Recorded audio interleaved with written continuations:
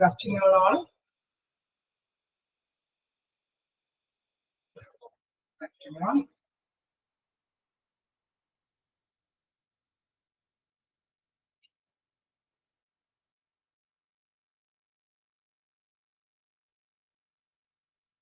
Okay, good afternoon. Yes. Vaishnavi, കഴിഞ്ഞ ദിവസം എടുത്തത്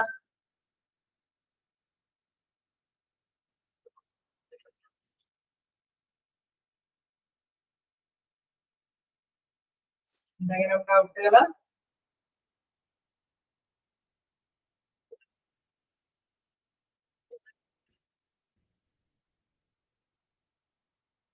ഓക്കെ, ഇപ്പൊ നമുക്ക് നെക്സ്റ്റ് എടുക്കാനുള്ളത് പ്രോസസ് ഓഫ് കളക്റ്റീവ് ബാർഗെയിനിങ് അല്ലേ?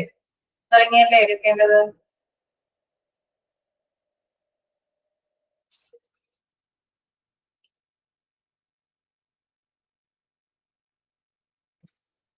ഓക്കെ, നമുക്ക് അറിയാം കളക്റ്റീവ് ബാർഗെയിനിങ് എന്ന് പറയുന്നത് ഒരു നല്ല രീതിയിലുള്ള ഒരു ടൂളാണ് അല്ലെ. അതായത് ഇൻ കേസ് കോൺഫ്ലിക്ട്സിൽ തർക്കങ്ങൾ ഉണ്ടാവാനായിട്ടുള്ള സാധ്യതകൾ എവിടെയാണെങ്കിലും ഉണ്ട്. അത് ഇൻഡസ്ട്രിയിലാണെങ്കിലും സാധ്യമായ കാര്യമാണ്. പ്രത്യേകിച്ച് നമുക്കറിയാം ഒരുപാട് നമ്പർ ഓഫ് ഹ്യൂമൻ ബിഹേവിയർ ആണ് അവിടെ ഉള്ളത് അല്ലെ. അവിടെ ഹ്യൂമൻ റിസോഴ്സസ് വെച്ചിട്ട് തന്നെ ഓർഗനൈസേഷൻ മുന്നോട്ട് പോകുമ്പോൾ വ്യത്യസ്ത ക്യാരക്ടറൊക്കെ ആയിട്ടുള്ളത് കൊണ്ട് തന്നെ അവിടെ ചർച്ചകൾക്ക് പ്രാധാന്യമുണ്ട്. ചർച്ചയിലൂടെ നമ്മൾ പ്രശ്നങ്ങൾ പരിഹരിച്ചു പോകുക എന്ന് പറയുന്നതാണ് ഏറ്റവും നല്ല ഉപാധി. അതിനപ്പുറമാണ് നമുക്ക് വേറെ എന്തെങ്കിലും രീതി ഫോളോ ചെയ്യാനായിട്ട് ഉള്ളൂ. കാരണം എപ്പോഴും ഒരു കളക്റ്റീവ് ബാർഗെയിനിങ് എന്ന പ്രോസസ്സ് വളരെ ഇമ്പോർട്ടന്റ് ആയിട്ടുള്ള ഒരു പ്രോസസ്സാണ്. അവിടെ തീർച്ചയായിട്ടും നമുക്കറിയാം ഒരു സമാധാനമായിട്ടുള്ള ഒരു പ്രക്രിയ നടപ്പാക്കാൻ പറ്റുന്ന കാര്യം അല്ലെ. ഒരു മധ്യസ്ഥനെ വെച്ചിട്ടോ അല്ലെങ്കിൽ പരസ്പരം കൗൺസിലിംഗ് അവരോട് പരസ്പരം ഒരു എന്തെങ്കിലും കാര്യങ്ങളൊക്കെ അവതരിപ്പിക്കുക, അതല്ലെങ്കിൽ ഒരു ചർച്ച സംഘടിപ്പിച്ച് ഒരു കുട്ടിയുടേതായിട്ടുള്ള കാര്യങ്ങള് ബുദ്ധിമുട്ടുകളൊക്കെ എന്താണെന്നുള്ളത് ചോദിച്ചറിയാം. അത് തീർച്ചയായിട്ടും ആ രീതിയിൽ പ്രോബ്ലംസിനെ സോൾവ് ചെയ്യുകയാണെങ്കിൽ ഏറ്റവും എഫക്റ്റീവ് ആയിട്ടുള്ള ഒരു രീതി എന്ന് പറയുന്നത് അത് തന്നെയാണ്. അതുകൊണ്ട് തന്നെയാണ് അതിന് ഇത്രയും ഇമ്പോർട്ടൻസ് ആയിട്ട് നമ്മൾ റിസോഴ്സസ് എടുത്ത് പഠിക്കുന്നത്. പ്രോസസ് ഓഫ് കളക്റ്റീവ് ബാർഗെയിനിങ്ങില് ആ ഒരു പ്രോസസ്സിനെ തന്നെ ഇവിടെ കൃത്യമായിട്ട് ഒരുപാട് വിവരിക്കുന്നുണ്ട്. അതില് കൃത്യമായിട്ട് ആ സ്റ്റെപ്പുകളെ പറയുന്നു. പിന്നെ കംപ്ലീറ്റ് പ്രോസസ്സുകളെ കുറിച്ചിട്ട് കുറച്ചും കൂടി ഡീറ്റെയിൽ ആയിട്ട് തന്നെ ഇവിടെ വിളിച്ചു പോകുന്നുണ്ട്. ഓക്കെ, എന്താണ് കളക്റ്റീവ് ബാർഗെയിനിങ് എന്താന്നുള്ളത് നിങ്ങൾക്ക് അറിയാം. അതിനെ തന്നെയാണ് ഇവിടെ വിളിച്ച് ഇവിടെ വീണ്ടും വിളിച്ച് എക്സ്പ്ലെയിൻ ചെയ്തിരിക്കുന്നത്. കാരണം അത്രയും ഇമ്പോർട്ടന്റ് ആയിട്ടുള്ള ഒരു പ്രോസസ് ആയതുകൊണ്ടാണ് പ്രശ്നങ്ങൾ എന്തായാലും എവിടെയും ഉണ്ടാവാം. സൊല്യൂഷൻ കണ്ടെത്തുക എന്ന് പറയുന്നത് ഏറ്റവും എളുപ്പവിദ്യ എന്ന് പറയുന്നത് ഒരു പ്രോസസ് ഓഫ് കളക്റ്റീവ് ബാർഗെയിനിങ് ആണ്. Then നമുക്ക് നോക്കാം. There are two kinds of environmental factors that influences the process. രണ്ട് തരത്തിലുള്ള എൻവയോൺമെന്റൽ ഫാക്ടേഴ്സ് ഇതിനെ പ്രചോദിപ്പിക്കുന്നുണ്ട്. Firstly, the type of a bargaining structure that is the present between the union and the company. Okay, ഒന്നാമതായിട്ട് bargaining structure ആണ് ഇതിനെ സ്വാധീനിപ്പിക്കുന്ന ഒരു ഘടകം എന്ന് പറയുന്നത്. മറ്റൊന്ന് യൂണിയൻ മാനേജ്മെന്റ് റിലേഷൻഷിപ്പ് ആണ്. സ്ട്രക്ചർ എന്ന് പറയുമ്പോൾ നമുക്കറിയാം ഘടനയാണ്. റിലേഷൻഷിപ്പ് എന്ന് പറയുമ്പോൾ നമുക്കറിയാം നല്ല രീതിയിലുള്ള റിലേഷൻഷിപ്പ് കീപ്പ് ചെയ്യുന്നതിനെ കുറിച്ചിട്ടൊക്കെ നമ്മളെ ഇൻഡസ്ട്രിയൽ റിലേഷൻഷിപ്പ് ആണെങ്കിലും എംപ്ലോയി റിലേഷൻഷിപ്പ് ഒക്കെ ആണെങ്കിലും നമ്മൾ കൃത്യമായിട്ട് തന്നെ ഡിസ്കസ് ചെയ്തതാണ്. സോ അല്ലെ, ഇവിടെ വ്യത്യസ്ത തരത്തിലുള്ള പേരുകളിലെല്ലാം നമുക്ക് അറിയപ്പെടാമെന്നുള്ളത് നമ്മൾ ഡിസ്കസ് ചെയ്തു. സോ ഇതില് പ്രധാനമായിട്ട് കളക്റ്റീവ് ബാർഗെയിനിങ്ങില് മെയിൻ ആയിട്ട് ഇൻഫ്ലുവൻസ് ചെയ്യുന്ന ഫാക്ടേഴ്സ് ഏതെന്ന് ചോദിച്ചാൽ ഫസ്റ്റ് വൺ ബാർഗെയിനിങ് സ്ട്രക്ചർ ആണ്. നെക്സ്റ്റ് വൺ എന്ന് പറയുന്നത് യൂണിയൻ മാനേജ്മെന്റ് റിലേഷൻഷിപ്പ് ആണ്. എന്താണ് സ്ട്രക്ചർ എന്നത് കൊണ്ട് എന്താണ് ഉദ്ദേശിക്കുന്നതെന്ന് നോക്കാം. There are four main types of a structure. അതായത് എപ്പോഴും പ്രശ്നങ്ങൾ ഉണ്ടാകുന്നത് എംപ്ലോയിയുടെ ഭാഗത്തു നിന്ന് എന്തെങ്കിലും അല്ലെങ്കിൽ എംപ്ലോയിക്ക് എന്തെങ്കിലും ആനുകൂല്യങ്ങൾ ലഭ്യമാകുന്നില്ല എന്നുള്ള കാര്യം കൊണ്ടായിരിക്കുമല്ലോ. തീർച്ചയായിട്ടും നമുക്കറിയാം തൊഴിലുടമ പ്രശ്നങ്ങള് അല്ലെ കൊണ്ടുവരാനായിട്ടുള്ള സാധ്യതയില്ല. കാരണം അവരെപ്പോഴും ഒരു കൃത്യമായിട്ടുള്ള ഒരു രീതിയിലായിരിക്കും എംപ്ലോയിനോട് ഇടപെടുന്നത് അല്ലെ. അവർക്ക് പ്രോഫിറ്റ് കിട്ടിയാൽ കൂടി അവര് ഒരുപാട് ഷെയറിംഗ് ഒന്നും ഉണ്ടാവില്ല. അല്ലെങ്കിൽ അവർക്ക് സാലറി ഒക്കെ ആണെങ്കിലും ഇൻക്രീസ് ചെയ്യുന്ന ഒരു നിലപാടുകളൊക്കെ എപ്പോഴും എടുക്കുന്നത് വരില്ല. വർക്കിംഗ് കണ്ടീഷൻ ആണെങ്കിലും ഭയങ്കര AC കണ്ടീഷനൊക്കെ പ്രൊവൈഡ് ചെയ്ത് അതിന് എംപ്ലോയിനെ ഭയങ്കര സാറ്റിസ്ഫൈഡ് ചെയ്ത് കൊണ്ടുപോകാനൊന്നും എംപ്ലോയർ തയ്യാറാവണമെന്നില്ല. എപ്പോഴും മിക്കവാറും സ്ഥാപനങ്ങളിലൊക്കെ അങ്ങനെയായിരിക്കും. തൊഴിലാളികൾക്കാണ് മെയിൻ ആയിട്ട് പ്രശ്നങ്ങൾ ഉണ്ടാവാനായിട്ടുള്ള സാധ്യത. സോ അവരെപ്പോഴും യൂണിയന്റെ സപ്പോർട്ടോട് കൂടിയിട്ടാണ് ഈ പ്രശ്നങ്ങൾക്ക് ഒരു സൊല്യൂഷൻ കണ്ടെത്താനായിട്ട് വരുന്നത്. ദെൻ അങ്ങനെ വരുമ്പോൾ ഈ ഒരു എംപ്ലോയി അല്ലെ യൂണിയൻ എന്ന് പറയുന്നത് വ്യത്യസ്ത രീതിയിൽ ഇൻഡസ്ട്രികൾ ഉണ്ടാവാനായിട്ടുള്ള സാധ്യതയുണ്ട്. ചില ഇൻഡസ്ട്രിയിലെ വ്യത്യസ്ത യൂണിയനുകൾ തന്നെ ഫോം ചെയ്യുന്നുണ്ടാവാം. അതേപോലെ തന്നെ ഒരു യൂണിയൻ തന്നെ വിവിധ ഗ്രൂപ്പുകളായിട്ട് കൈകാര്യം ചെയ്ത് പോകുന്ന യൂണിയനുകൾ ഉണ്ടാവാം. അങ്ങനെ വ്യത്യസ്തമായിട്ടുള്ള ഒരു ഘടനയായിരിക്കാം ഏതൊരു ഇൻഡസ്ട്രിയിലും ഉണ്ടാവുന്നത്. ഓക്കെ, അപ്പൊ നമുക്ക് നോക്കാം. there are 4 main types of structures. A single company dealing with a single union. ഒരു കമ്പനി അതിൽ ഒരു സിംഗിൾ യൂണിയൻ അവിടെ വ്യാപൃതമായിട്ട് മുന്നേറുന്നുണ്ടാവാം. Then various companies dealing with the single unions. വ്യത്യസ്ത കമ്പനികൾ ഒരു യൂണിയനിൽ തന്നെ അല്ലെ, ഏത് കമ്പനി ആണെങ്കിലും ഈ യൂണിയനിൽ തന്നെയാണ് മെമ്പർഷിപ്പ് ആയിട്ട് മുന്നോട്ട് പോകുന്നത്. Then various unions are dealing with a single company. ഒരേ കമ്പനിയിൽ തന്നെ വ്യത്യസ്ത യൂണിയനുകൾ ഉണ്ടാവും അല്ലെ. അതിന്റെ യൂണിയൻ പൊളിറ്റിക്കൽ സപ്പോർട്ടിന്റെ വേരിയേഷൻസ് അനുസരിച്ചിട്ട് വ്യത്യസ്ത യൂണിയനുകൾ ഉണ്ടാവും. ഉണ്ടാവാൻ സാധ്യതയില്ലേ? ഉണ്ടാവും. ഒരു കമ്പനിയിൽ തന്നെ വ്യത്യസ്ത യൂണിയനുകൾ ഉണ്ടാവോ? ഉണ്ടാവില്ലേ? ഉണ്ടാവും അല്ലെ. നമുക്കറിയാം രാഷ്ട്രീയത്തിന്റെ എതിർ പാർട്ടിയുള്ള എതിർ രാഷ്ട്രീയക്കാരുടെയും യൂണിയനുകൾ ഉണ്ടാവാം. നിലനിൽക്കുന്ന രാഷ്ട്രീയ പാർട്ടികളുടെയും സപ്പോർട്ടോട് കൂടിയിട്ടുള്ള യൂണിയനുകൾ ഉണ്ടാവും. Various companies and union dealing with each other. വ്യത്യസ്ത കമ്പനികൾ അതേപോലെ തന്നെ വ്യത്യസ്ത യൂണിയനുകളൊക്കെ ആയിട്ട് നിലകൊള്ളുന്ന കമ്പനികളും ഉണ്ടാവും. അത് ജസ്റ്റ് ഒന്ന് മനസ്സിലാക്കിയാൽ മതി. 4 തരത്തിലുള്ള സ്ട്രക്ചർ ഉണ്ടെന്ന് മനസ്സിലാക്കി പോവാം. മെയിൻ ആയിട്ട് മനസ്സിലാക്കുക എൻവയോൺമെന്റൽ ഫാക്ടേഴ്സ്. ഏതൊക്കെ എൻവയോൺമെന്റൽ ഫാക്ടേഴ്സ് ആണ് ഈ കളക്റ്റീവ് ബാർഗെയിനിങ് പ്രോസസ്സിനെ ഇൻഫ്ലുവൻസ് ചെയ്യുന്നത്? അത് മെയിൻ ആയിട്ട് നമുക്ക് മനസ്സിലാക്കേണ്ടത് ഒന്ന് സ്ട്രക്ചർ കാര്യങ്ങള്. സെക്കൻഡ് വണ് നമ്മൾ കണ്ടു റിലേഷൻഷിപ്പ് അല്ലെ. യൂണിയൻ മാനേജ്മെന്റ് റിലേഷൻഷിപ്പ് ആണ് അതിനെ ഇൻഫ്ലുവൻസ് ചെയ്യുന്നത്. അപ്പൊ ഫസ്റ്റ്ലി നമ്മൾ കണ്ടു ഈ സ്ട്രക്ചറിൽ 4 കാറ്റഗറൈസ് ചെയ്യുന്ന കാര്യങ്ങളാണ് ഉള്ളത്. Single company dealing with single union, various companies are dealing with the single union, various unions are dealing with the single company, and various companies and unions are dealing with each other. Environment നമ്മൾ നോക്കിയാണെങ്കിൽ preparing for a negotiation, bargaining issues, negotiation, the negotiation എന്താണ് ഇവിടെ break down സംഭവിക്കുക. സാധാരണ രീതിയിൽ നമുക്കറിയാം ഒരു നെഗോഷിയേഷന് വേണ്ടിയിട്ട് തയ്യാറെടുക്കുന്നു. അവിടെ ഇഷ്യൂസുകൾ ഉണ്ടാവുന്നു. ആ ഇഷ്യൂസുകളാണ് ചർച്ചയിൽ നമ്മൾ അവതരിപ്പിക്കുന്നത്. തയ്യാറെടുപ്പോട് കൂടിയിട്ടാണ് ചർച്ചയിൽ എന്തെങ്കിലും പ്രശ്നങ്ങൾ അവതരിപ്പിക്കുന്നത്. അതെ, ആ ചർച്ച ഓക്കെ ബ്രേക്ക് ഡൗൺ ആവാനായിട്ടുള്ള സാധ്യത വരാൻ കാരണം എന്താണ്? എന്തെങ്കിലും എഗ്രിമെന്റിലെ ആ ചർച്ച അവസാനിക്കുന്നില്ലെങ്കിലാണ് അത് വീണ്ടും ബ്രേക്ക് ഡൗൺ ആയി പോകുന്നത് അല്ലെ.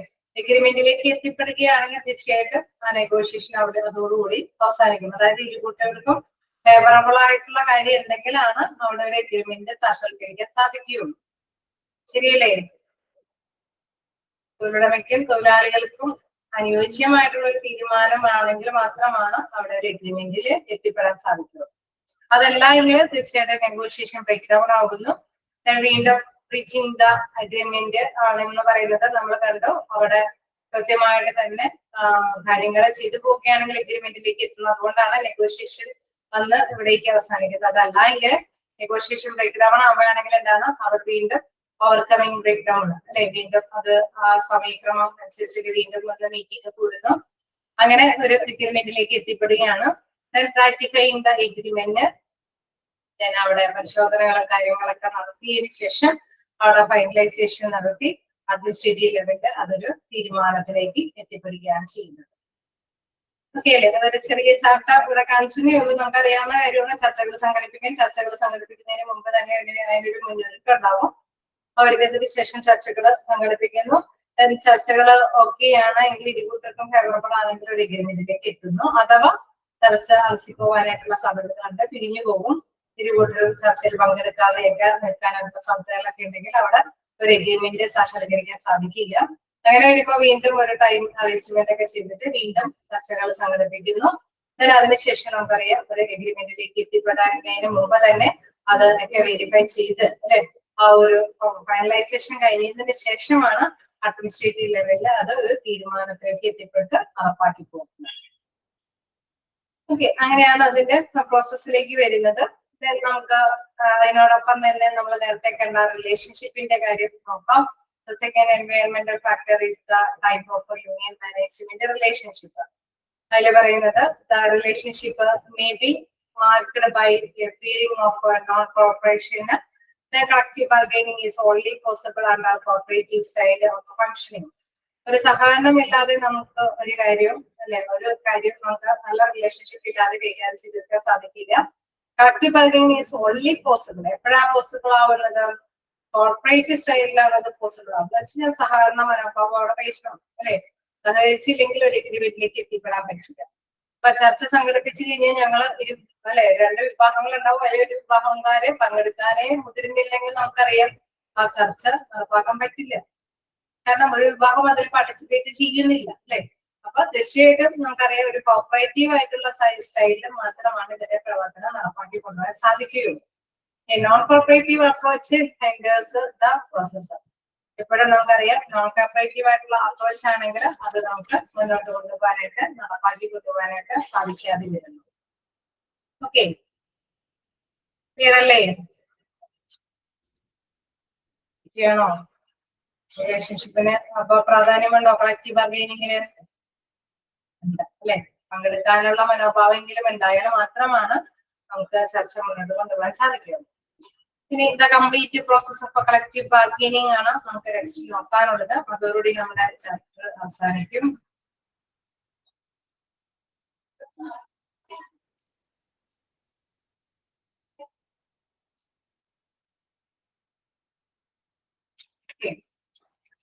അപ്പൊ അതിന്റെ ആ ഘട്ടത്തിലേക്ക് പോകാം.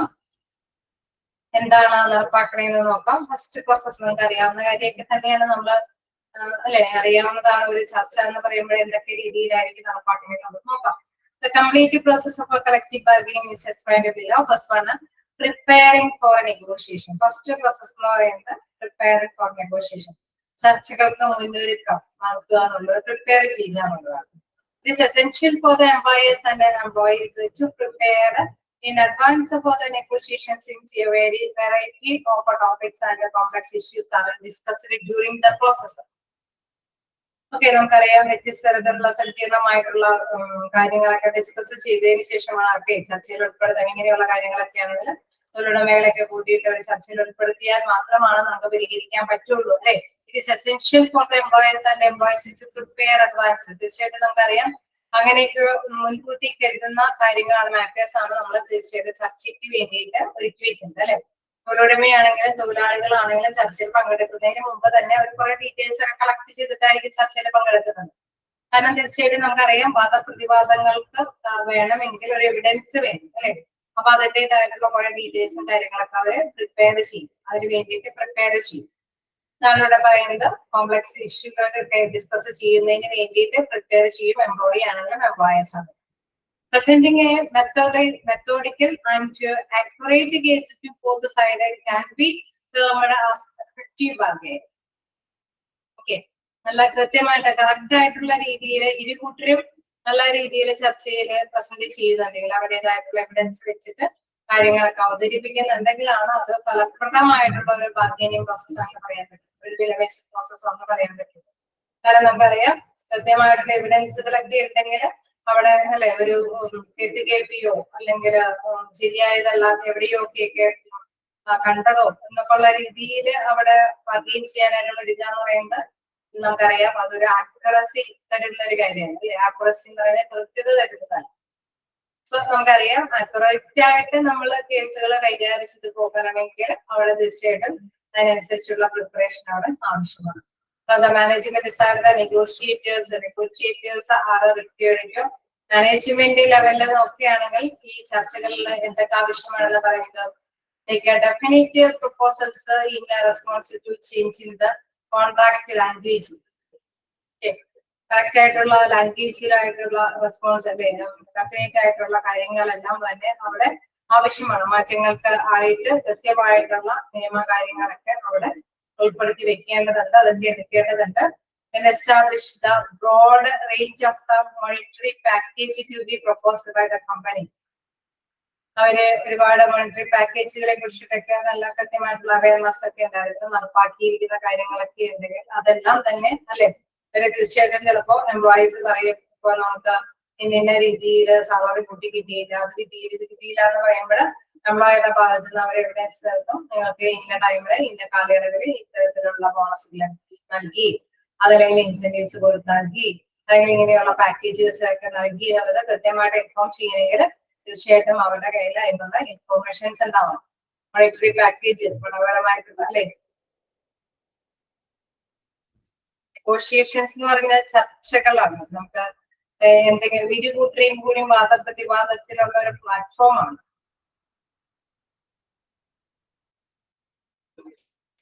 ഓക്കെ, അപ്പോ തീർച്ചയായിട്ടും നമുക്ക് ആ പ്ലാറ്റ്ഫോം ഉണ്ടായാലാണ്, അല്ലെ, ഒരു മീറ്റിംഗ് സംഘടിപ്പിച്ചാലാണ്, ഒരു ചർച്ച സംഘടിപ്പിച്ചാലാണ് ഇരുകൂട്ടർക്കും അവിടെ വാദപ്രതിവാദങ്ങൾ അവിടെ അല്ലെ നടത്താനായിട്ടുള്ള ഒരു സാധ്യത ഉണ്ടാവുന്നു. ഒരു മീറ്റിംഗ് വിളിച്ചു കൂടുക, ചർച്ചകൾ സംഘടിപ്പിക്കുക എന്നതാണ്. പ്രിപ്പയറിംഗ് ഫോർ നെഗോഷിയേഷൻ എന്ന് പറയുമ്പോൾ അപ്പോ ചർച്ചയ്ക്ക് വേണ്ടിയിട്ട് മുന്നൊരുക്കം നടത്തുക എന്നുള്ളതാണ്. ക്ലിയർ ആണോ? ക്ലിയറാണോ? അപ്പോ തീർച്ചയായിട്ടും ഇവിടെ മനസ്സിലാക്കാം. പ്രസന്റ് നമ്മൾ കണ്ടു definite proposals in response change the contract language. തന്നെ പറഞ്ഞു ബ്രോഡ് റേഞ്ച് ഓഫ് മോണിറ്ററി പാക്കേജിനെ കുറിച്ചിട്ടൊക്കെയുള്ള വിവരങ്ങളൊക്കെ അവിടെ കൃത്യമായിട്ട് തന്നെ എസ്റ്റാബ്ലിഷ് ചെയ്തിട്ടുണ്ടാവണം. Provide supportive data and statistical tool during the negotiation process. Okay, ചർച്ചകളുടെ നടപടി കാര്യങ്ങൾക്ക് വേണ്ടിയിട്ട് തീർച്ചയായിട്ടും നമുക്കറിയാം സപ്പോർട്ടീവ് ആയിട്ടുള്ള സ്ഥിതിവിവര കണക്കുകളൊക്കെ എന്തെങ്കിലും എടുക്കേണ്ടതുണ്ടെങ്കിൽ അല്ലെ, അവരെ തീർച്ചയായിട്ടും നമുക്കറിയാം ഓരോ എംപ്ലോയീസിന്റെ സ്റ്റാറ്റിക്കൽ ആയിട്ടുള്ള അല്ലെ, എപ്പോഴാണ് അവരുടെ എക്സ്പീരിയൻസ് കാര്യങ്ങളൊക്കെ കുറിച്ചിട്ട്, അല്ലെങ്കിൽ അവർക്ക് കൊടുക്കുന്ന സാലറി ബേസ് ചെയ്തിട്ടുള്ള ഡീറ്റെയിൽസോ അങ്ങനെ എന്തെങ്കിലുമൊക്കെ കാര്യങ്ങളൊക്കെ അവിടെ കൃത്യമായിട്ട് തന്നെ എടുക്കേണ്ടതാണ്. Then maintain a bargaining book to aid company negotiations, consisting of a collected information on issues for a discussion and analysis of the effect of each case usage in other companies and other factors.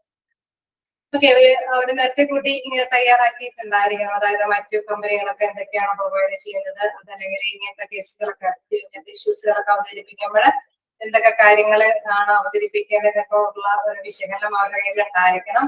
അതല്ലെങ്കിൽ consist information discussions അല്ലെ, എന്തെങ്കിലൊക്കെ ഈ case നേരത്തെ കൂട്ടി എന്തെങ്കിലും problems ഒക്കെ ഉണ്ടെങ്കിൽ അവിടെ എങ്ങനെയാണ് ഇതൊക്കെ ഡിസ്കസ് ചെയ്തത്, എങ്ങനെയൊക്കെയാണ് ഇത് പരിഹരിച്ചു പോയത് അല്ലെ. എപ്പോഴും നമുക്ക് അങ്ങനെ അറിയാം, ഒരു മീറ്റിംഗ് ഒക്കെ കൂടുമ്പോൾ നേരത്തെയുള്ള ഇങ്ങനെയുള്ള പ്രോബ്ലംസുകൾ കഴിഞ്ഞ കാലഘട്ടങ്ങളില് നിങ്ങളെ പോലെ തന്നെ അല്ലെ, ഈ എംപ്ലോയീസിനെ പോലെ തന്നെ അവര് ഇത്തരത്തിലുള്ള പ്രശ്നങ്ങൾ അവതരിപ്പിച്ചു.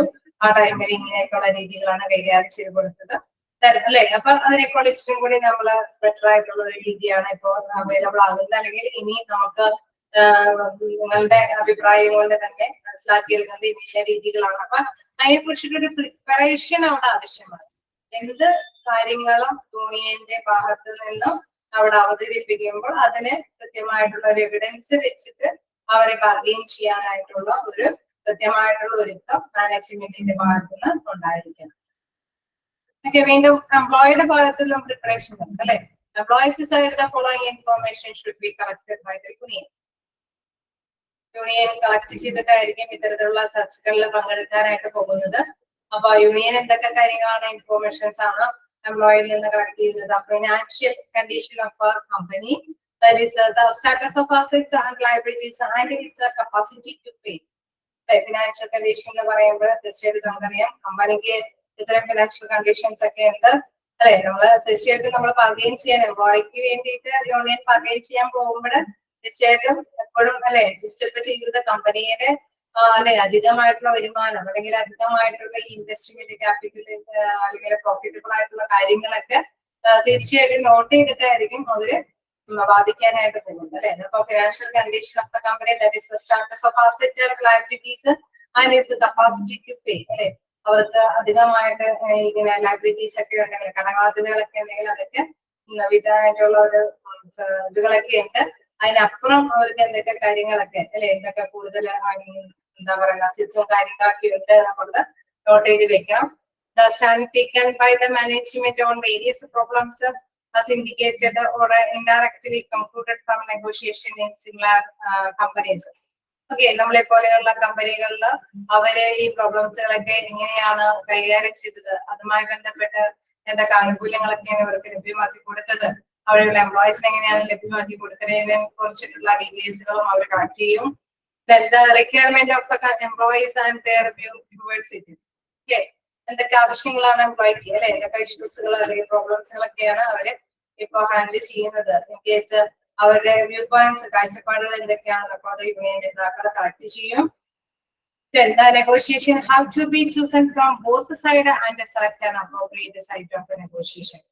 തീർച്ചയായിട്ടും നമുക്കറിയാം ചൂസൺ ബോത്ത് രണ്ട് സൈഡിൽ നിന്നും അവിടെ കാര്യങ്ങളൊക്കെ നമ്മൾ സെലക്ട് ചെയ്തിട്ട് അപ്രോപ്രിയേറ്റ് ആയിട്ടുള്ള ഒരു ചർച്ചയിലേക്കാണ് നമ്മൾ പങ്കെടുക്കാനായിട്ട് പോകുന്നത്. എപ്പോഴും ചർച്ച വരുമ്പോൾ തീർച്ചയായിട്ടും നമുക്കറിയാം ഇരുകൂട്ടരും അതിനനുസരിച്ചുള്ള പ്രിക്വേഷൻസ് എടുക്കും, എവിഡൻസുകൾ അല്ലെങ്കിൽ അവിടെ വാദപ്രതിവാദത്തിന് വരുമ്പോൾ തീർച്ചയായിട്ടും നമുക്കറിയാം വാദിക്കണമെങ്കിൽ പ്രതിഭാഗത്തിൽ നിന്നും അതിനനുസരിച്ചിട്ടുള്ള എവിഡൻസുകൾ ഉണ്ടാവും അല്ലെ.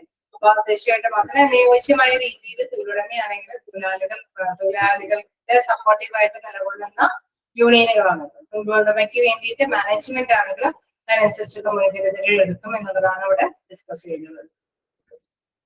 ഓക്കെയാണോ? വായിച്ചു നോക്കാം. നമുക്ക് അധികം പോയിന്റ്സ് ഒന്നും ഇല്ല, പോയിന്റേ ഉള്ളൂ.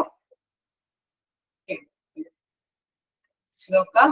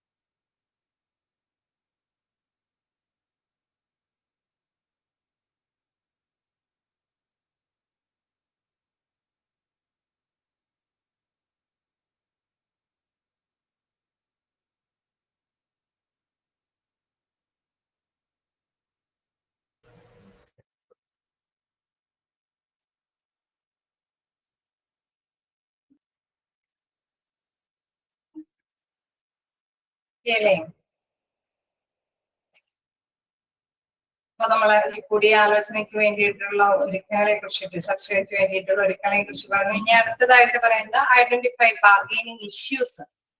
എപ്പോഴും ചോദിച്ചു കാണാറുള്ളതാണ് ഫസ്റ്റ് പ്രോസസ് എന്താണ്, കളക്റ്റീവ് ബാർഗെയിനിങ്ങിലെ ഫസ്റ്റ് പ്രോസസ് എന്ന് പറയുന്നത് എന്താണ്? പ്രിപ്പയറിംഗ് ഫോർ നെഗോഷിയേഷൻ, നെഗോഷിയേഷന് വേണ്ടിയിട്ട് പ്രിപ്പയർ ചെയ്യുക എന്നുള്ളതാണ്. സെക്കൻഡ് വൺ എന്ന് പറയുന്നത് ഐഡന്റിഫൈ ബാർഗെയിനിങ് ഇഷ്യൂസ്. ഓക്കെ, പലതരത്തിലുള്ള പ്രോബ്ലംസുകൾ ഉണ്ടാവാം എന്നുള്ളത് നമ്മൾ പറഞ്ഞു. എപ്പോഴും എംപ്ലോയിയുടെ ഭാഗത്തു നിന്നാണ് പ്രോബ്ലംസുകൾ ഉണ്ടാവുക, കൂടിയാലോചനകൾ നടത്തിയിട്ടാണ് പരിഹാരങ്ങൾ കണ്ടെത്തുക എന്ന് പറഞ്ഞു. അപ്പൊ ഏതൊക്കെ തരത്തിലുള്ള കാര്യങ്ങളാണെന്ന് ചോദിച്ചാൽ വേജ് റിലേറ്റഡ് ആയിട്ടുള്ള ഇഷ്യൂസുകൾ ഉണ്ട്, സപ്ലിമെന്ററി എക്കണോമിക് ബെനിഫിറ്റ് ഇഷ്യൂസുകൾ ഉണ്ട്, ഇൻസ്റ്റിറ്റ്യൂഷണൽ ഇഷ്യൂസ് ഉണ്ട്, ദെൻ അഡ്മിനിസ്ട്രേറ്റീവ് ഇഷ്യൂസ് ഉണ്ട്. ഓക്കെ, അപ്പൊ 4 തരത്തിലുള്ള ഇഷ്യൂസുകളാണ് ഇവിടെ എടുത്ത് പറഞ്ഞിരിക്കുന്നത്. ഓക്കെ, ഇതും ഇമ്പോർട്ടന്റ് ആയിട്ടുള്ള ഒരു ഭാഗമാണ്. കാരണം ഇത് ഏത് ഇഷ്യൂസിൽ വരുന്ന കാര്യമാണെന്നൊക്കെ ചോദിച്ചു കാണാറുണ്ട്. സോ മനസ്സിലാക്കി പഠിക്കുക. വേജ് റിലേറ്റഡ് ഇഷ്യൂസ് എന്ന് പറയുമ്പോൾ നമുക്കറിയാം വരുമാനത്തിൽ വരുന്നതാണ് അല്ലെ, സാലറി അല്ലെങ്കിൽ കൂലി വിഭാഗത്തിൽ വരുന്നതാണ്. It includes determination of basic wage rates, cost of living adjustments, wage differentials, over time rates, wage adjustments. Okay, അതായത് വേജുമായി ബന്ധപ്പെട്ട് വരുമ്പോൾ എന്താണ് ബേസിക് വേജസ് ചിലപ്പോൾ ആണെങ്കിൽ എപ്പോഴും എന്താ പറയുക കയറിയ കാലം മുതലേ ബേസിക് വേജസ് ഒരേ സ്ലാബ് തന്നെയായിരിക്കും.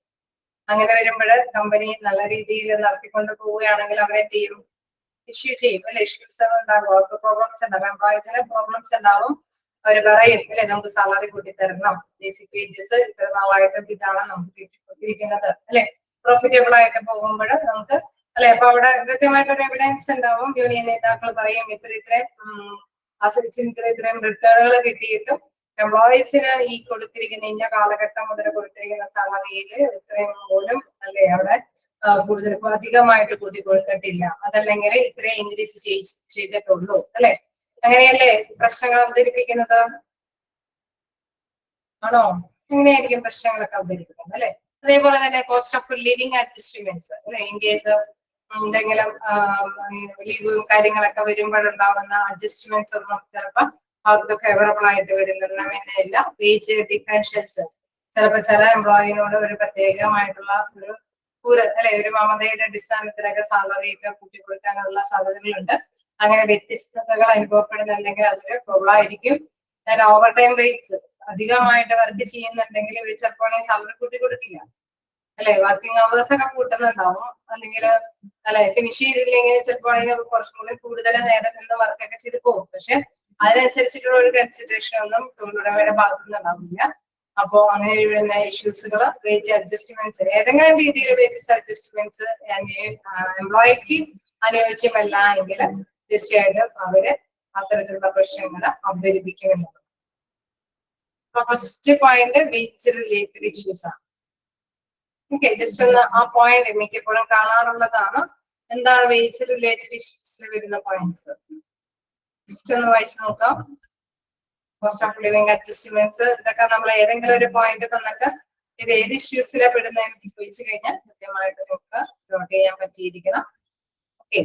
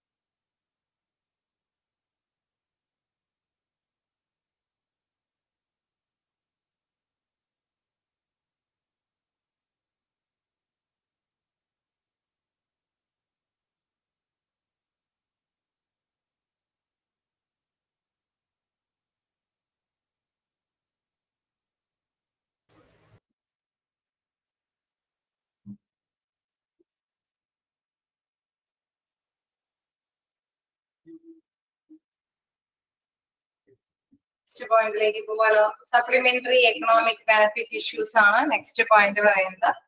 നെക്സ്റ്റ് ഇഷ്യൂസിൽ നോക്കുകയാണെങ്കിൽ it includes plans related to pensions, paid vacations, paid holidays, health insurance, dismissal, supplementary unemployment benefit etcetera. അതായത് സപ്ലിമെന്ററി എക്കണോമിക് എന്ന് പറഞ്ഞാൽ മറ്റു രീതിയിലുള്ള സാമ്പത്തികമായിട്ടുള്ള ബെനിഫിഷ്യൽ പാക്കേജുകൾ അല്ലെ, അതുമായി ബന്ധപ്പെട്ട പ്രശ്നങ്ങൾ ഉണ്ടാവും. മറ്റു കമ്പനികളൊക്കെ ധാരാളം ബെനിഫിഷ്യൽ പാക്കേജുകളൊക്കെ അനുവദിക്കുന്നുണ്ടാവും. പക്ഷെ നമ്മുടെ കമ്പനി മാത്രം നമുക്ക് അല്ലെ അവിടെ ഇഷ്യൂസുകൾ വരുന്നത് അങ്ങനെയാണ്. എംപ്ലോയി പറയും നമ്മുടെ കമ്പനി മാത്രം അല്ലെ ഇത്തരത്തിലുള്ള ആനുകൂല്യങ്ങളൊന്നും ലഭ്യമാകുന്നില്ല, എന്താണ് അവിടെ പെൻഷനുകൾ ലഭ്യമാക്കുന്നില്ല, അല്ലെങ്കിൽ വെക്കേഷൻ അല്ലെ അവിടെ പെയ്ഡ് വെക്കേഷൻ ഒക്കെ നമ്മൾ പറഞ്ഞതാണ് അല്ലെ, അധികമായിട്ട് ഡ്യൂട്ടിയിലൊക്കെ ചെയ്യുന്നുണ്ടെങ്കിൽ പെയ്ഡ് ഹോളിഡേസ് ഓവർ ടൈം ഒക്കെ ചെയ്യുകയോ ഒഴിവുകളൊക്കെ അല്ലെ കൃത്യമായിട്ട് തന്നെ ചിലപ്പോൾ വേണമെങ്കിൽ അടുപ്പിച്ചൊക്കെ ഹോളിഡേസ് ഒക്കെ എടുത്തിട്ട് അവർക്ക് ലീവ് വേണമെന്ന് ആവശ്യപ്പെടുന്നുണ്ടാവും. അങ്ങനെ ഏതെങ്കിലുമൊക്കെ ഇഷ്യൂസുകൾ അവിടെ അവതരിപ്പിക്കും. ഹെൽത്ത് ഇൻഷുറൻസ് ആണെങ്കിൽ അല്ലെ മിക്കവാറും കമ്പനികളൊക്കെ ഹെൽത്ത് ഇൻഷുറൻസ് പാക്കേജുകളൊക്കെ പ്രൊവൈഡ് ചെയ്യുന്നുണ്ടാവും. ബിസിനസ് അവരെ പിരിച്ചു വിടുന്ന നടപടിക്രമങ്ങളിൽ അല്ലെങ്കിൽ സപ്ലിമെന്ററി അൺഎംപ്ലോയ്മെന്റ് ബെനിഫിറ്റ്സ് ഒക്കെ മറ്റു തരത്തിലുള്ള ഏത് തരത്തിലുള്ള ബെനിഫിഷ്യൽ പാക്കേജുകളും അവർക്ക് ലഭ്യമല്ല എങ്കിൽ, അതായത് അവരുടെ സാമ്പത്തിക ബെനിഫിഷ്യൽ ആയിട്ടുള്ള കാര്യങ്ങൾക്ക് അധികമായിട്ട് കിട്ടുകൊണ്ടിരിക്കുന്ന ബെനിഫിഷ്യൽ പാക്കേജുകളൊന്നും അവർക്ക് അവൈലബിൾ അല്ല എങ്കിൽ, കിട്ടിക്കൊണ്ടിരിക്കണമെന്നല്ല, ഇൻ കേസ് അവർക്ക് അവൈലബിൾ ആക്കി സ്റ്റാർട്ട് ചെയ്തിട്ടുമില്ല എങ്കിൽ തീർച്ചയായിട്ടും ആ പ്രശ്നങ്ങളൊക്കെ തന്നെയായിരിക്കും അവരെ എന്താണ് ഇഷ്യൂസുകളായിട്ട് അവിടെ ആ ഒരു നെഗോഷിയേഷനിൽ അവതരിപ്പിക്കുന്നത്. നെക്സ്റ്റ് നോക്കിയാണെങ്കിൽ ഇൻസ്റ്റിറ്റ്യൂഷണൽ ഇഷ്യൂസ് ഉണ്ട്. എന്താണ് ഇൻസ്റ്റിറ്റ്യൂഷണൽ ഇഷ്യൂസിൽ പറയുന്നത്? It includes rights and duties of employees and union, including union security, check-off procedure, quality of work, life programs, etc. അതായത് അതിലെ പ്രധാനമായിട്ട് പറയാണ് തൊഴിലുടമയുടേതായിട്ടുള്ള അവകാശങ്ങൾ അല്ലെ, അതേപോലെ തന്നെ ചുമതലകളൊക്കെ ഉണ്ട്, തൊഴിലാളികൾക്കുമുണ്ട്, യൂണിയൻ നേതാക്കൾക്കും അവരുടേതായിട്ടുള്ള സെക്യൂരിറ്റി കാര്യങ്ങളൊക്കെ അവൈലബിൾ ആകേണ്ടതുണ്ട്. ചെക്ക് ഓഫ് പ്രൊസീജിയേഴ്സ്, നമുക്കറിയാം നടപടിക്രമങ്ങളൊക്കെ ചിലതൊക്കെ ഭയങ്കര കർശനമായിട്ടുള്ള നടപടിക്രമങ്ങളും കാര്യങ്ങളൊക്കെ ഉണ്ടാവും. Quality of work life programs അല്ലെ, അവിടെ ജീവിതം നല്ല ആരോഗ്യപ്രദമായിട്ടുള്ള ജീവിതം ക്വാളിറ്റി അല്ലെ മൂല്യത്തോടു കൂടിയിട്ടുള്ള ജീവിതം മുന്നോട്ട് കൊണ്ടുപോകുന്നതിനുള്ള പ്രോഗ്രാംസിന്റെ ഒക്കെ അപാകതയൊക്കെ ഉണ്ടാവാം. സോ അത്തരത്തിലുള്ള ഇഷ്യൂസുകളെല്ലാം അല്ലെ അവർക്ക് അതിനുള്ള ഓപ്പർച്യൂണിറ്റികളൊന്നും ലഭ്യമല്ല എങ്കിൽ തീർച്ചയായിട്ടും അതും അവിടെ തീർച്ചയായിട്ടും എംപ്ലോയീസ് അവതരിപ്പിക്കും. ഇൻസ്റ്റിറ്റ്യൂഷണൽ ഇഷ്യൂസിന്റെ അണ്ടറിലാണ് ഇത്തരം പോയിന്റ്സുകൾ വരുന്നത്. ഓക്കെ, അത് മനസ്സിലാക്കി പഠിക്കുക.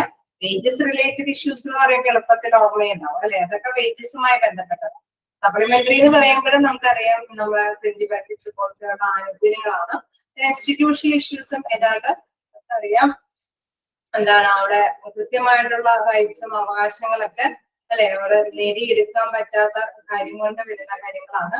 ഡ്യൂട്ടീസുകളൊക്കെ കൃത്യമായിട്ട് നിർവഹിച്ചില്ലെങ്കിൽ അതുമായി ബന്ധപ്പെട്ട് വരുന്ന കാര്യങ്ങളാണ്. അഡ്മിനിസ്ട്രേഷൻ ഇഷ്യൂസ് എന്ന് പറയുമ്പോൾ ഭരണ നിർവഹണത്തിൽ വരുന്ന ഇഷ്യൂസുകളാണ്. It includes the concern of employees such as seniority, employee discipline, and the discharge procedure, employee health and safety, advancement in technology, work-related rules, job security, and training, attendance, leave, etc. Okay, ഇവരെ സംബന്ധിച്ച് നോക്കുമ്പോൾ ചിലർക്ക് leave കൊടുക്കുന്നുണ്ട്, ചിലർക്ക് leave കൊടുക്കുന്നുണ്ടാവാം, night duty variations കൊടുക്കുന്നുണ്ടാവാം, attendance mark ചെയ്ത് ബാക്കിപ്പോയി ചിലർക്ക് ഭയങ്കര അല്ലെ ചിലപ്പോൾ ഹാഫ് ഡേ ഒക്കെ ആക്കും. എന്നാൽ ചിലരോട് അത്രയും കാര്യങ്ങളൊന്നും കാണിച്ചു തരില്ല. കേസ് അല്ലെ എല്ലാത്തരം സീനിയോറിറ്റിയുടെ കാര്യത്തിലാണെങ്കിലും ചിലപ്പോൾ പ്രൊമോഷൻ ഒക്കെ സീനിയോറിറ്റിയുടെ ബേസിലൊക്കെ ആയിരിക്കും. അപ്പൊ ചിലരുടെ ഒരു സീനിയോറിറ്റി ഒക്കെ വളരെ കൃത്യമായിട്ട് കൈകാര്യം ചെയ്യും. മറ്റേ അല്ലെ ഒരു ഡിസ്ക്രിമിനേഷൻ ഫീൽ ചെയ്യുന്നുണ്ടെങ്കിലൊക്കെ തീർച്ചയായിട്ടും നമുക്കറിയാം അത് അത്തരത്തിലുള്ള എഴുത്തുകുത്ത് ജോലിയുമായി ബന്ധപ്പെട്ട കാര്യങ്ങളെല്ലാം തന്നെ അഡ്മിനിസ്ട്രേറ്റീവ് ഭരണ നിർവഹണത്തിലുള്ള ഇഷ്യൂസുകളാണ്. സോ അത്തരത്തിലുള്ള കാര്യങ്ങൾ അവരെ ബോധ്യമാക്കിപ്പെടുത്തേണ്ടതുണ്ട്.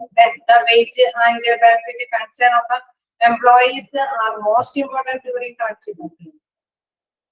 Okay, നമുക്കറിയാം അല്ലെ സാലറിയും ഓക്കെ അല്ലേ, ക്ലിയർ അല്ലേ?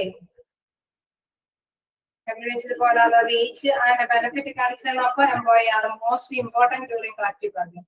collective bargaining ടൈമില് വേജസ് ആയിട്ടുള്ള ബന്ധപ്പെട്ട ഇൻഫോർമേഷൻസ് കാര്യങ്ങൾ പ്രോബ്ലംസ് ഇതൊക്കെ ഷെയർ ചെയ്യുന്നത് വളരെ ഇമ്പോർട്ടന്റ് ആയിട്ടുള്ള കാര്യമാണ്. അവർ the other issues of institutional rights and administration cannot be ignored by the negotiation. അതേപോലെ തന്നെ ഇൻസ്റ്റിറ്റ്യൂഷണൽ ആയിട്ടുള്ള റൈറ്റ്സുകൾ എല്ലാം അതിനെ നേടിയെടുക്കാനായിട്ട് അവിടെ ഒരിക്കലും വെച്ചുകൂടാൻ പറ്റാത്ത ചർച്ചയിൽ അവലോകനങ്ങൾ വെച്ചുകൂടാൻ പറ്റാത്ത കാര്യങ്ങൾ തന്നെയാണ് ഇത്തരത്തിലുള്ള റീസൺസ്. തീർച്ചയായിട്ടും നമുക്കറിയാം അത് വേജസ് ഒക്കെ ചിലപ്പോൾ കൂട്ടി കൊടുക്കുന്നുണ്ടാവാം, പക്ഷെ ഈ ഇവരെ ക്ലറിക്കൽ വർക്കുകളും കാര്യങ്ങളൊക്കെ കൃത്യമായിട്ട് നിർവഹിക്കാത്തത് കൊണ്ട് ചിലർക്ക് ഈ അനുമതി കിട്ടുന്നുണ്ടാവില്ല. സോ അത് അഡ്മിനിസ്ട്രേറ്റീവ് ഭരണ നിർവഹണത്തിൽ വരുന്ന ചില ബാധിച്ചുകളാണ്. ചിലപ്പോൾ എക്സ്പീരിയൻസ് ആയിട്ടുള്ള പേഴ്സൺസിനെ അവര് അപ്ലോഡ് ചെയ്തിട്ട് ചിലപ്പോൾ കൃത്യതയോട് കൂടിയിട്ടായിരിക്കില്ല. അപ്പൊ എന്നാൽ എക്സ്പീരിയൻസ്ഡ് ആയിട്ടുള്ള ചില പേഴ്സൺസിന് പ്രൊമോഷൻ കിട്ടുന്നില്ല. അങ്ങനെയൊക്കെയുള്ള സാധ്യതകൾ വരാൻ സാധ്യതയില്ലേ? ക്ഷണം ഉണ്ടാവാൻ സാധ്യതയുണ്ടോ? അങ്ങനെ ഇഷ്യൂസ് വരാൻ സാധ്യതയുണ്ടോ? ഇല്ലേ? ഉണ്ട് അല്ലേ? ഓക്കെ, അതെല്ലാം സാധ്യമായിട്ടുള്ള കാര്യങ്ങളാണ്. അതുകൊണ്ടാണ് വ്യത്യസ്ത തരത്തിലുള്ള ബാർഗൈനിങ് ഇഷ്യൂസുകൾ ഉണ്ടാകുന്നത് പറഞ്ഞു പോകുന്നത്. അത് 4 പോയിന്റ്സ് ജസ്റ്റ് പഠിച്ചു വെക്കുക. കാരണം എന്താണെന്ന് വെച്ചാൽ അതിൽ ഏതെങ്കിലും ഒന്ന് വന്ന് കാണാറുണ്ട്. വേജസ് റിലേറ്റഡ് ആയിട്ടുള്ള ഇഷ്യൂസ് എന്താണ്, supplementary economic benefits issues, institution issues എന്താണ്, അഡ്മിനിസ്ട്രേറ്റീവ് ലെവലിലുള്ള ഇഷ്യൂസ് എന്താണുള്ളത്. ഓക്കെ, ഇനി നമുക്ക് നെക്സ്റ്റ് പേജിൽ ഒരു 3 ടോപ്പിക് കൂടെ ഉള്ളൂ. ഓക്കെ, വായിച്ച് തന്നെ പോവുക. എന്തെങ്കിലും ഡൗട്ട് ഉണ്ടെങ്കിൽ ചോദിച്ചു പോവുക.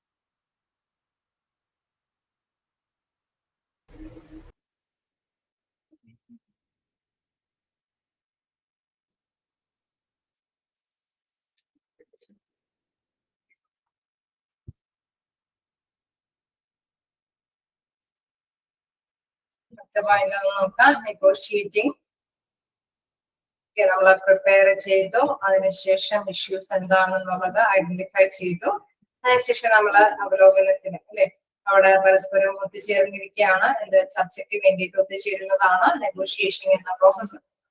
അപ്പോൾ ചർച്ചയ്ക്ക് വേണ്ടിയിട്ട് ഒത്തുചേരുമ്പോൾ negotiation phase start when both side put forward initial demands.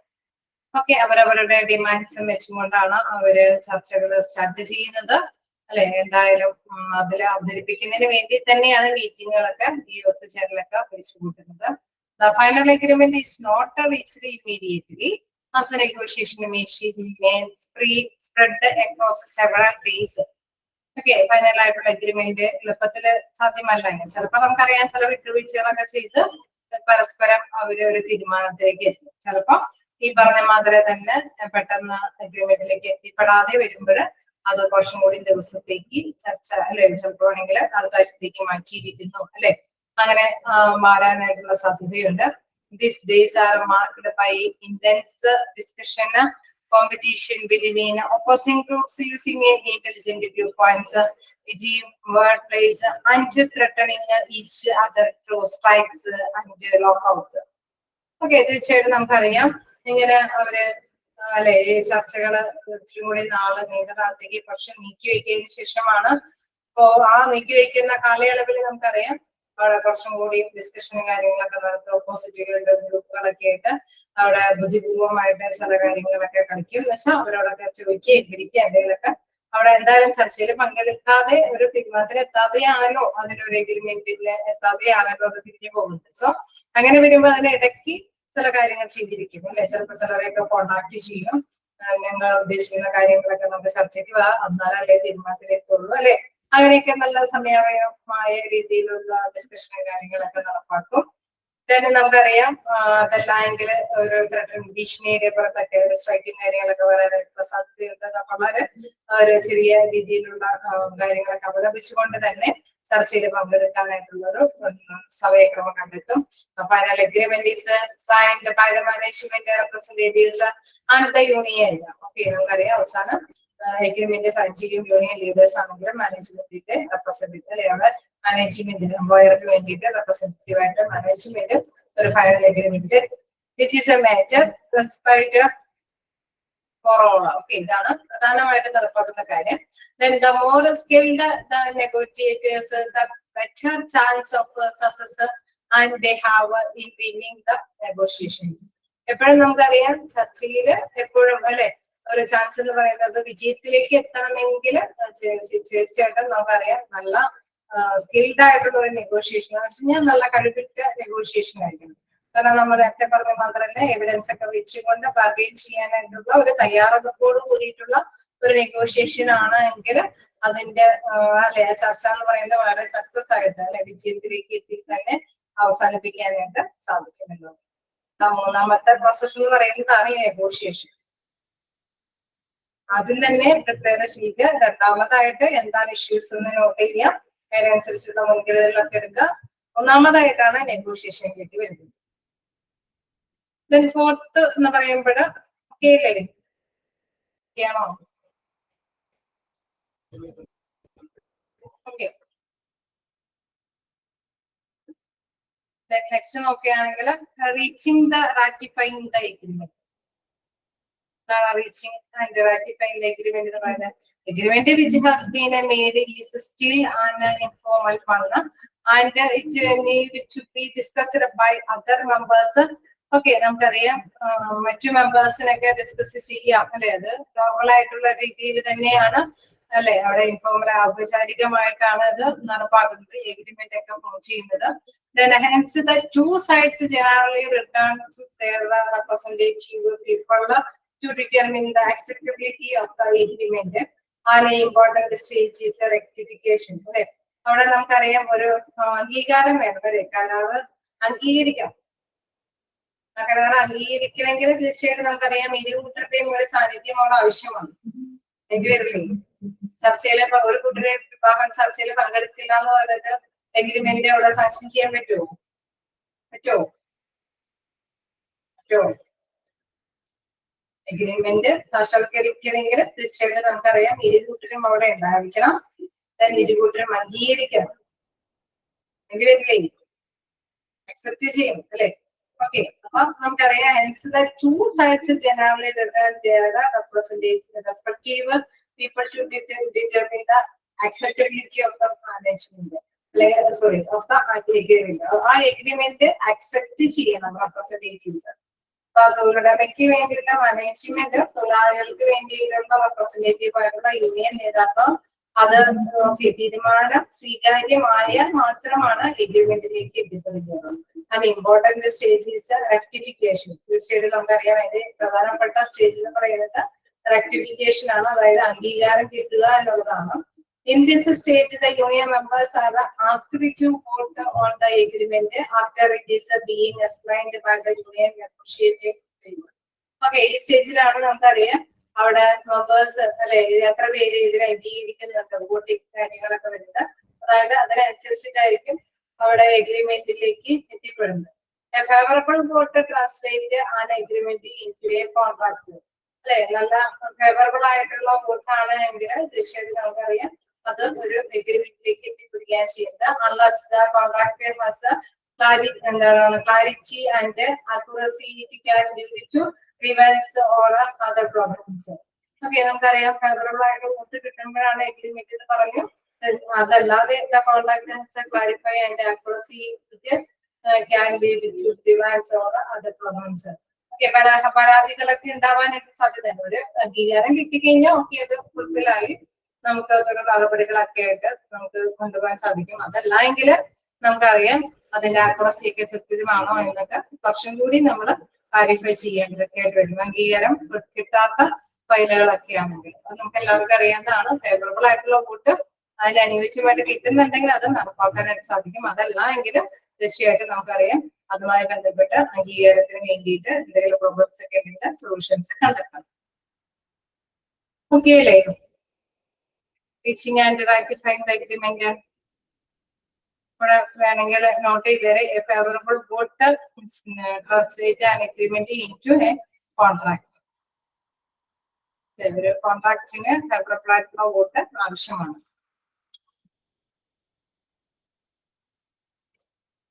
Okay അല്ലേ? ഒരു പോയിന്റും കൂടെ ഉള്ളൂ, നോക്കാം.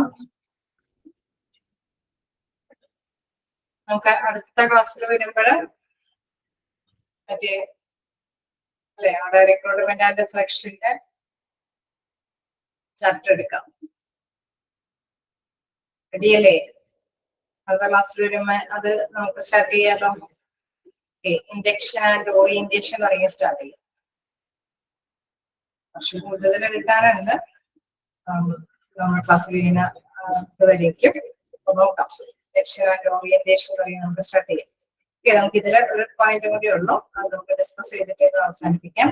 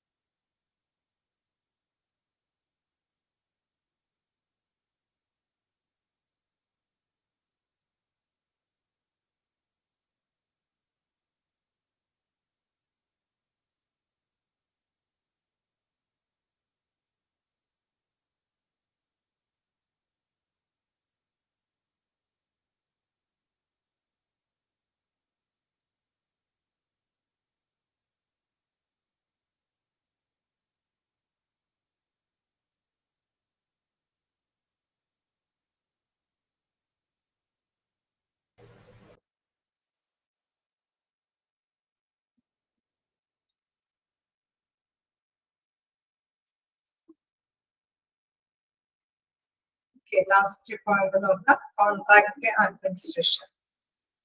ഇതാണ് കോൺട്രാക്ട് അഡ്മിനിസ്ട്രേഷൻ എന്ന് പറയുന്നത്. With the signing of the agreement. The collective bargaining process does not end, rather it truly begins. Okay, അതായത് നമ്മളിപ്പോ ഒരു അഗ്രിമെന്റിൽ എത്തിപ്പെടാന്ന് പറയുമ്പോൾ അത് ശരിക്കും പറഞ്ഞു കഴിഞ്ഞാൽ കളക്റ്റീവ് ബാർഗൈനിങ് പ്രോസസ്സ് അതുകൊണ്ട് അവസാനിക്കുകയല്ല, ആക്ച്വലി അത് ബിഗിൻ ചെയ്യാണ് ചെയ്യുന്നത് അല്ലെ. നമ്മളിപ്പോ എന്തെങ്കിലും കാര്യങ്ങൾ ഇപ്പൊ വർക്കിംഗ് കണ്ടീഷൻ ഒക്കെ അത് നടപ്പാക്കാമെന്നോ അല്ലെങ്കിൽ ഇൻ കേസ് ഷിഫ്റ്റ് ഡ്യൂട്ടികൾക്കൊക്കെ ഒരു വേരിയേഷൻ വരുത്താം എന്തെങ്കിലുമൊക്കെ തീരുമാനം എടുത്തെന്ന് വെച്ചോ, ഒരു അഗ്രിമെന്റിലേക്ക് എത്തിയെന്ന് വെച്ചോ, അപ്പോ അവിടെ അതോടുകൂടി ആ കളക്റ്റീവ് ബാർഗൈനിങ് പ്രോസസ്സ് നടപ്പാകുന്നില്ല. ആ ഇഷ്യൂ ആണ് അവിടെ അവതരിപ്പിച്ചത്. ആ ഇഷ്യൂസിന് ഒരു പരിഹാരം കണ്ടെത്തി ഒരു അഗ്രിമെന്റിലേക്ക് എത്തി അഡ്മിനിസ്ട്രേറ്റീവ് ലെവലിൽ അത് നടപ്പാക്കി തുടങ്ങി.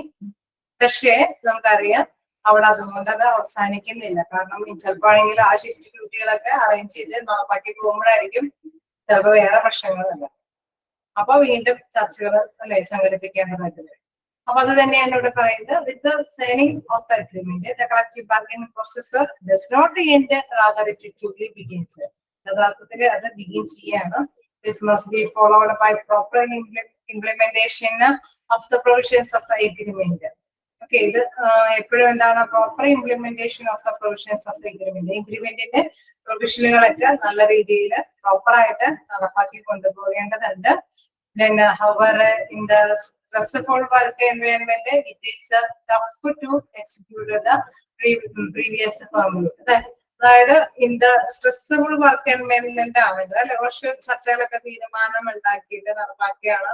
ഓക്കെ, നമുക്കറിയാം കുറച്ചും കൂടി ഒരു സ്ട്രെസ് ആയിട്ടുള്ള രീതിയിൽ നമ്മളിത് നടപ്പാക്കിക്കൊണ്ടിരിക്കുകയാണ്. തീർച്ചയായിട്ടും ചിലപ്പോൾ ആണെങ്കിൽ അത് കുറച്ചും കൂടി റിവേഴ്സ് ആയിട്ടുള്ള എഫക്ട് ആയിരിക്കും തരുന്നത് അല്ലെ.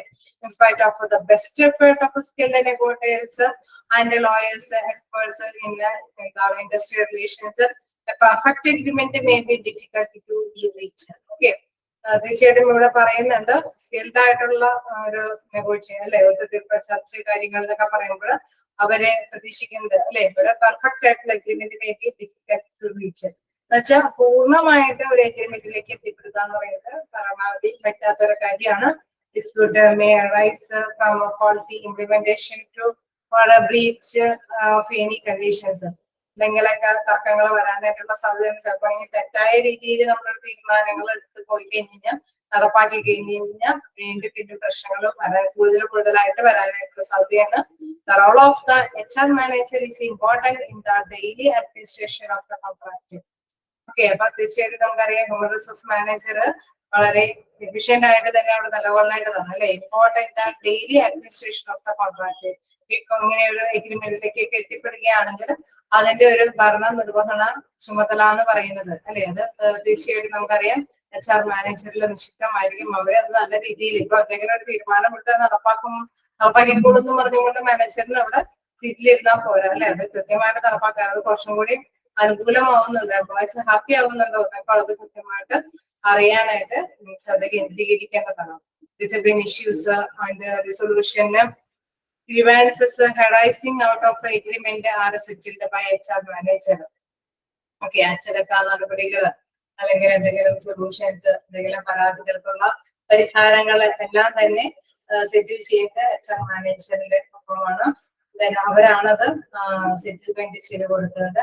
Then additionally, he or she aims to establish an ideal working relationship with the help of a line management with all employees who are affected by the terms and conditions of the agreement.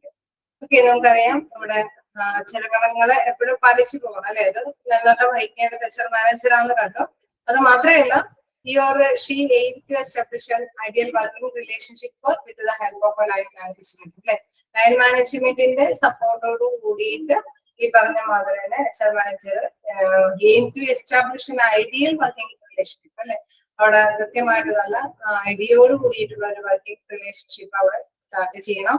പിന്നെ ഇവിടെ പറയുന്നുണ്ട് additionally he or she aims to establish an ideal working relationship with the help of line management with all employees. All are affected by the terms and conditions of the agreement. ഈ എഗ്രിമെന്റിൽ പറയുന്നുണ്ട് ചില എംപ്ലോയീസിനെ മാറ്റി നിർത്തിക്കൊണ്ട് ഒരു agreement ഫിൽ ചെയ്യാൻ പറ്റില്ല. അപ്പൊ എല്ലാ എംപ്ലോയീസിനെയും ഉൾപ്പെടുത്തിയിട്ട് എല്ലാവർക്കും അനുകൂലമായിട്ടുള്ള ഒരു എഗ്രിമെന്റ് ആയിരിക്കും. സോ HR മാനേജ്മെന്റിൽ കൺസിഡർ ചെയ്യുമ്പോൾ എന്തെങ്കിലും എഗ്രിമെന്റ് കൊണ്ടിട്ട് ഒരു പാക്കേജ് കൊടുക്കാമെന്ന് തീരുമാനിക്കുക. അത് കുറച്ചു പേർക്ക് മാത്രം ആ പാക്കേജ് കൊണ്ട് കൊണ്ടു കിട്ടാൻ പറ്റില്ല അല്ലെ. അത് തീർച്ചയായിട്ടും നമുക്കറിയാം ആ ഹ്യൂമൻ റിസോഴ്സസ് അവിടെ എത്രത്തോളം പേർക്ക് അവൈലബിൾ ആയിട്ട് യൂട്ടിലൈസ് ചെയ്യുന്നത് അവർക്കെല്ലാം തന്നെ ആ പാക്കേജ് ലഭ്യമാകുന്ന തരത്തിലുള്ള തീരുമാനമാണ് അവിടെ കൈക്കൊള്ളേണ്ടത്. സോ അതുകൊണ്ടാണ് പറയുന്നത് who are affected by the terms and conditions of the agreement അല്ലെ. എല്ലാ എംപ്ലോയീസിനും ആ എഗ്രിമെന്റ് ബേസ് ചെയ്തിട്ടുള്ള ടേംസ് ആൻഡ് കണ്ടീഷൻസ് അഫക്ട് ചെയ്യുന്നുണ്ട്. അത് ശ്രദ്ധയോട് കൂടിയിട്ട് കൈകാര്യം ചെയ്യേണ്ടത് അല്ലെങ്കിൽ ലൈൻ മാനേജറാണെങ്കിലും HR മാനേജറൊക്കെ ഉറപ്പുവരുത്തി മുന്നോട്ട് കൊണ്ടുപോകേണ്ടതാണ്. അപ്പൊ ഒരിക്കലും അഡ്മിനിസ്ട്രേറ്റീവ് ലെവലില് വർക്കില്ലാതെയില്ല. ഒരു എഗ്രിമെന്റ് എത്തിക്കഴിഞ്ഞ് കഴിഞ്ഞാൽ മാനേജ്മെന്റും എന്താണ് യൂണിയൻ നേതാക്കളൊക്കെ ചർച്ചയിൽ പങ്കെടുത്ത് ഒരു തീരുമാനം എത്തിപ്പെടുന്നുണ്ട്. ആ തീരുമാനം എത്തിപ്പെട്ട് കഴിഞ്ഞ് കഴിഞ്ഞാൽ തീർച്ചയായിട്ടും അഡ്മിനിസ്ട്രേറ്റീവ് ലെവലിലുള്ളവർക്ക് അവർക്ക് കുറച്ച് കണ്ടിന്യൂസ് ആയിട്ടുള്ള കുറച്ച് കാര്യങ്ങൾ കൈകാര്യം ചെയ്ത് കൊണ്ടുപോകേണ്ടതുണ്ട്. അവിടെയുള്ള എല്ലാ എംപ്ലോയീസിനെ പരിഗണിച്ചിട്ട് അവർക്ക് എല്ലാവരുടെയും പ്രശ്നങ്ങൾ തീരുമാനമാക്കത്തക്ക വിധത്തിലായിരിക്കും എന്തെങ്കിലും എഗ്രിമെന്റ് എത്തുന്നത്. അതെല്ലാവർക്കും തന്നെ ഉറപ്പുവരുത്തേണ്ടതാണ്. അപ്പൊ അവിടെ ആ റോള് ആർക്കൊക്കെയാണെന്നുള്ളതൊന്ന് ഓർത്ത് വെച്ചേക്കാം. എന്താണ് discipline issues and resolution of grievance arising out of agreement are settled by who അല്ലെ. ആരാണ് സെറ്റിൽഡ് ബൈ ഡാഷ് എന്നൊക്കെ പറഞ്ഞു കഴിഞ്ഞാൽ നമ്മൾ ആലോചിച്ച് വെച്ചേക്കാം HR മാനേജറാണ്.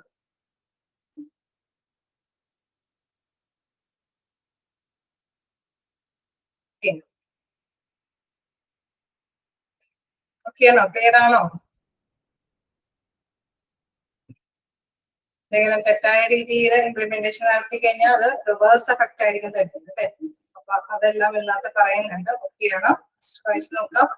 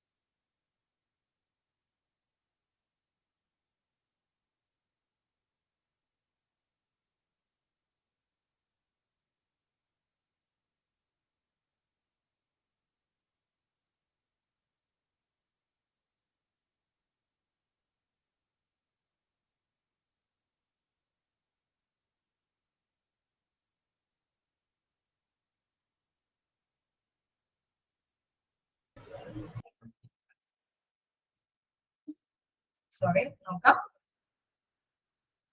ഇവിടെ റാറ്റിഫൈയിങ് അല്ലെ. ഇവിടെ പറയുന്നത് എന്താന്ന് വെച്ചാൽ റീച്ചിങ് ആൻഡ് റാറ്റിഫൈയിങ് ദ എഗ്രിമെന്റ് അല്ലെ. നമ്മള് എഗ്രിമെന്റ് ചർച്ചയിൽ നെഗോഷിയേഷനിൽ വെച്ച് നമ്മൾ എന്തെങ്കിലും എഗ്രിമെന്റ് എത്തിക്കഴിഞ്ഞാൽ ആ എഗ്രിമെന്റിൽ എത്തുകയും റീച്ചിങ് ആൻഡ് റാറ്റിഫൈയിങ് അത് അംഗീകരിക്കുകയും ചെയ്യണം. റാറ്റിഫൈ എന്ന് പറയുന്നത് ഓതറൈസേഷൻ അല്ലെ, അംഗീകാരം കിട്ടുക. തീർച്ചയായിട്ടും നമ്മൾ അംഗീകാരത്തില് എഗ്രിമെന്റിലേക്ക് ഒപ്പുവെച്ച് കഴിഞ്ഞാലാണ് അതൊരു കരാർ വസ്തുതയായിട്ട് മാറുന്നത് അല്ലെ. Agreement which has been made is still and informal one and it needs to be discussed by other members അല്ലെ. നമ്മളിപ്പോ ഒരു തീരുമാനമെടുക്കും. ഓക്കെ, നമ്മൾ ചിലപ്പോൾ മീറ്റിംഗ് കൂടി ചർച്ച സംഘടിപ്പിച്ചിട്ട് തീരുമാനമെടുക്കും. പക്ഷെ എല്ലാവർക്കും ഫേവറബിൾ ആവണമെന്നില്ല. അത് ചിലപ്പോൾ വീണ്ടും ഈ മീറ്റിംഗിൽ വരുന്ന കാര്യങ്ങളെല്ലാം തന്നെ നേതാക്കളൊക്കെ മെമ്പേഴ്സിനെ അവതരിപ്പിക്കും. ഓക്കെ, അവരുടെ സൈഡിൽ നിന്ന് ഓക്കെ ആണെന്നൊരു ഫൈനലൈസേഷൻ കിട്ടിയതിനു ശേഷമാണ് അതൊരു അംഗീകാരത്തിലേക്ക് അവർ കൊണ്ടുപോകുന്നത് അല്ലെ. Two sides generally return to their respective people to determine the acceptability of the agreement. Okay, അവിടെ ഇരു കൂട്ടരും അക്സെപ്റ്റ് ചെയ്യണം. ഓക്കെ, നമ്മൾക്കറിയാം റെപ്രസെന്റേറ്റീവ് ആയിട്ടുള്ള പേഴ്സൺസ് ആയിരിക്കും നമ്മളെ നെഗോഷിയേഷൻ ചർച്ചകളിലൊക്കെ പങ്കെടുക്കുന്നത്. അതായത് മാനേജ്മെന്റും യൂണിയൻ നേതാക്കളൊക്കെ ആയിരിക്കും ചർച്ചയിൽ പങ്കെടുക്കുന്നത്. ഇരു കൂട്ടർക്കും നമുക്കറിയാം തൊഴിലുടമയ്ക്ക് വേണ്ടിയിട്ടും തൊഴിലാളികൾക്ക് വേണ്ടിയിട്ടായിരിക്കും അവിടെ ബാർഗെയിൻ ചെയ്യുന്നത്. അവിടെ തീരുമാനത്തിലേക്ക് എത്തിയിട്ട് ചിലപ്പോൾ ചർച്ച നിർത്തിയിട്ടുണ്ടാവാം. അത് ഇൻഫോം ചെയ്യും അല്ലെ. അവിടെ എംപ്ലോയീസിനെ ഇൻഫോം ചെയ്യുമ്പോൾ ഓക്കെ അവര് പറയും ശരിയാണ്, കുഴപ്പമില്ല, നമ്മൾ പറഞ്ഞ കുറച്ച് കണ്ടീഷൻസ് എങ്കിലും അംഗീകരിച്ചിട്ടുണ്ടല്ലോ, നമുക്ക് വേണമെങ്കിൽ ഈ എഗ്രിമെന്റ് ആയിട്ട് മുന്നോട്ട് പോവാം തൊഴിലുടമയാണെങ്കിലും ഓക്കെ, മാനേജ്മെന്റിനോടും പറയും ഓക്കെ ആണ് അല്ലെ. അവിടെ എന്താണ് അപ്പൊ ഇമ്പോർട്ടന്റ് ആയിട്ടുള്ള സ്റ്റേജ് എന്ന് പറയുന്നത് റെക്ടിഫിക്കേഷൻ അല്ലെ. അവിടെ റെക്ടിഫൈ എന്ന് പറയുന്ന അംഗീകാരമുണ്ട്. എന്തെങ്കിലും തിരുത്തലുകളൊക്കെ ഉണ്ടെങ്കിൽ അത് റെക്ടിഫൈ ചെയ്തതിനു ശേഷമാണ് അംഗീകാരത്തിലേക്ക് എത്തുന്നത്. എന്തെങ്കിലും റെക്ടിഫിക്കേഷൻ എന്ന് പറയുമ്പോൾ എന്താണ്, തിരുത്തലുകളാണ്. എന്തെങ്കിലും തിരുത്തലുകൾ വേണമെങ്കിൽ അവിടെ പറയും ഓക്കെ, ഇത് ഈ തീരുമാനത്തിലേക്ക് ഇച്ചിരി ബുദ്ധിമുട്ടുണ്ട്, നമുക്ക് യോജിക്കാൻ പറ്റില്ല എന്നൊക്കെ ഏതെങ്കിലും എംപ്ലോയീസ് സജസ്റ്റ് ചെയ്താൽ ഒന്നുകൂടിയും ചിലപ്പോൾ ഒന്നുകൂടിയും അത് ചർച്ചകളിൽ ഉൾപ്പെടുത്തേണ്ടതായിട്ട്. അതിനുശേഷമാണ് അത് റാറ്റിഫൈയിലേക്ക് എത്തിപ്പെടുന്നത് അല്ലെ, എഗ്രിമെന്റിലേക്ക്, അതായത് അംഗീകാരത്തിലേക്ക് എത്തിപ്പെടുന്നത്. This stage the union members are asked to vote on their agreement after it is being explained by the union negotiation team. Okay, നമുക്കറിയാം വോട്ടുകൾ കാര്യങ്ങളൊക്കെ ഒക്കെയാണ്.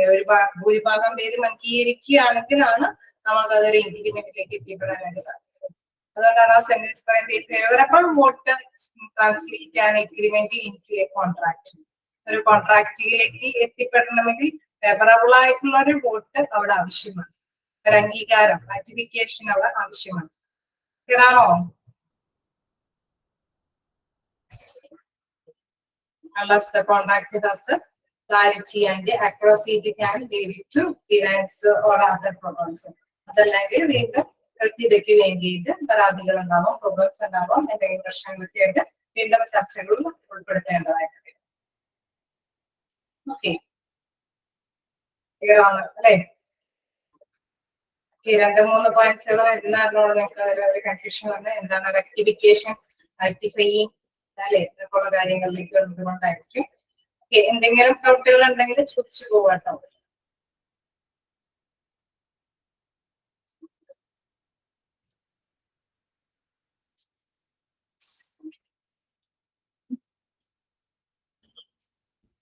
നമ്മുടെ ചാപ്റ്റർ അവസാനിക്കുകയാണ്. ഈ ഒരു ചാപ്റ്റർ ആണ്.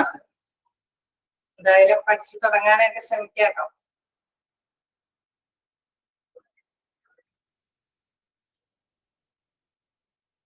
നമുക്ക് നോക്കേണ്ടത് റിക്രൂട്ട്മെന്റ് ആൻഡ് സെലക്ഷൻ ആണ് അല്ലെ. അവിടെ നെക്സ്റ്റ് ചാപ്റ്ററിൽ കുറച്ച് അധികം എടുക്കാനുണ്ടെന്ന് തോന്നുന്നു അല്ലെ.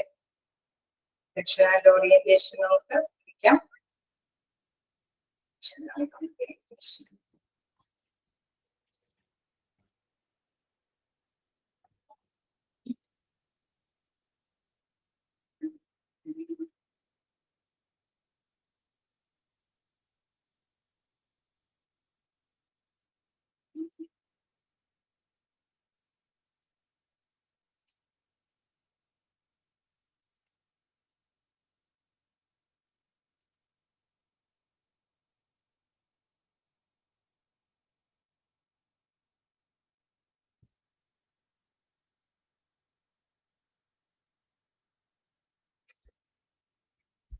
സെലക്ഷൻ ആൻഡ് ഓറിയന്റേഷൻ ആണ് നമുക്ക് എടുത്ത് തുടങ്ങേണ്ടത്.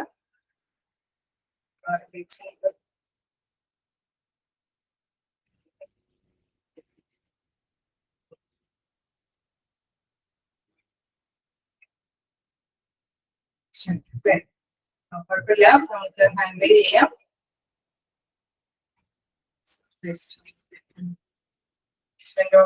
കഴിയും.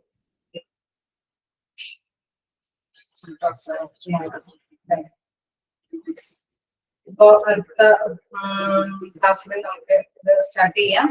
ഓക്കെ അല്ലേ? നമ്മുടെ managing employee benefits and relations chapter ആണ്. അധികം നിങ്ങൾ ക്യാച്ച് ചെയ്തിരിക്കാനായിട്ട് ശ്രമിക്കാം. പഠിച്ചൊക്കെ തുടങ്ങാം കേട്ടോ. ഓക്കെ, അപ്പൊ നമുക്ക് നെക്സ്റ്റ് ക്ലാസ്സിൽ കാണാം. Okay, thank you.